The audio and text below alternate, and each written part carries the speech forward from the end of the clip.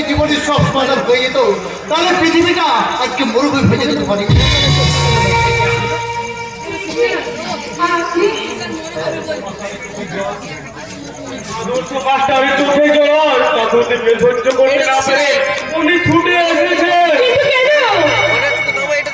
ভাগ্যের পরিহাসে তাই আমার ব্যক্তিগত সমস্যা আর আত্মীয় পরিজনদের উপবাসকে উপেক্ষা করে আমি তোমাকে লগ্ন প্রসাদ থেকে বাঁচাতে দিতে পারি।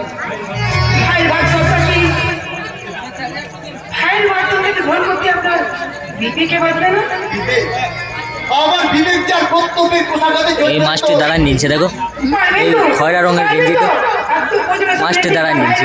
অ্যাক্টিং তো জানছে না।